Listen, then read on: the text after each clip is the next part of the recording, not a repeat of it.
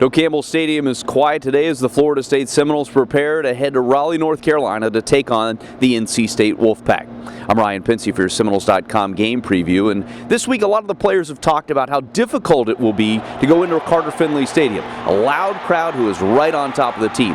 They're not looking down for the challenge. I remember it being pretty loud last time we was up there. You know, the fans get into it. It's a great environment up there. And, it's fun. That's where you come to college football, to be in environments like that. So it's going to be a fun game. Definitely a different experience when you go in someone else's home. They'll fight you and scratch you a different kind of way. That's like someone coming to dope. You try to put yourself in their shoes. What would you do trying to defend your house? And you find out that people will do anything and everything to protect their house. So you have to be prepared for what they have. When you get all of them on a night game and they're excited and if they get a little momentum their way, the crowd's going to be yelling loud. So it's deceiving how loud it can get. It's going to be a hostile environment. We just got to be, when we out there on the field, when we out there playing, we got to be hostile too, you know what I mean? Try, you know what I mean? If we can keep the offense off the field and let our offense stay on the field. NC State Wolfpack coming off a tough loss to the Miami Hurricanes last week. And NC State's Earl Wolf knows that the Wolfpack are going to have to play much better against a vaunted Florida State offense. They have basically almost everything you can ask for, Defensively, I talked to Tobias today. He said they're, pretty physical, fast. They swarm to the ball. A great team. But I feel like, any great team can be beaten, on any given day.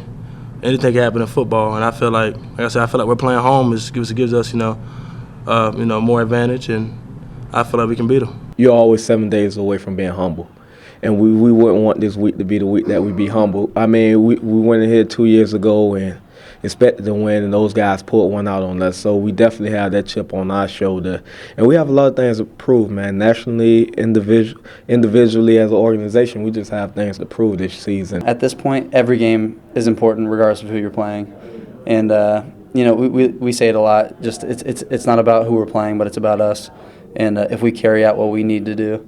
And that's not taking anything away from them because they're a team that, obviously they can beat us because they beat us 2 years ago up there, and I remember it well.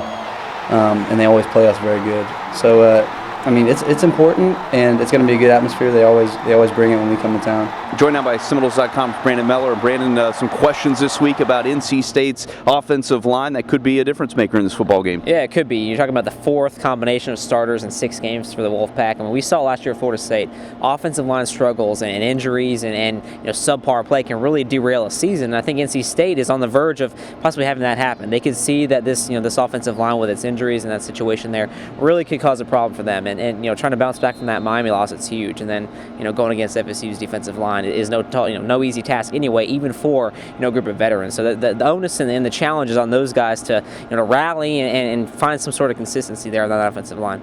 This will be the first true road test for the Florida State Seminoles going into hostile ACC territory. What do you think that the coaching staff is looking for, at least early on from the Noles? I look at just going out there and playing well right off the bat, not getting the jitters. We saw against USF, even the crowd was at least 50% FSU fans. You saw maybe a little bit maybe too amped up, maybe not quite into it right away.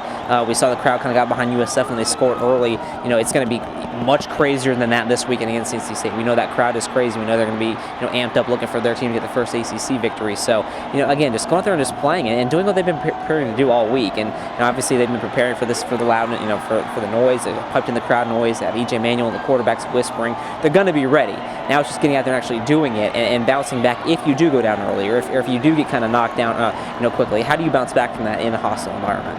Make sure you stay with us here on Seminoles.com. We'll have complete coverage of Florida State and NC State. The Road Warriors are out on the roads on Friday. You can follow them on Twitter at FSU Road Warriors, and then all of the coverage that you come to expect here at Seminoles.com. Your home on Saturday, Seminoles.com/game day. We look forward to it under the lights this Saturday night at Carter Finley Stadium. For Seminoles.com, I'm Ryan Pinsey.